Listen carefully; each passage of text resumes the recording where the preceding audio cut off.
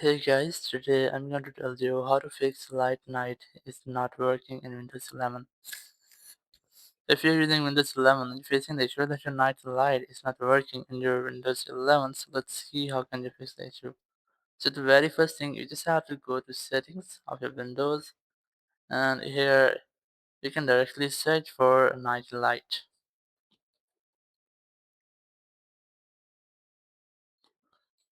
Just click on it, and now in this section you just have to enable or adjust its capacity or its strength. So sometimes it happens that if you have set it to 0 or minimum or minor strength, so it will never be a difference in your screen. So you just have to make its strength as higher as you want, and then turn it on. So after that your issue will be fixed. Or if it's still not fixed your issue, so you can go to settings again, and here go to Windows Update section and just try to update your Windows. After updating your Windows, your issue might have been fixed.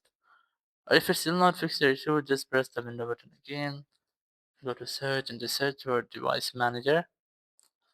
And device manager, you just have to try to update your graphic drivers. Just click on this adapter display adapters, then right click on your graphic driver, then click on update driver.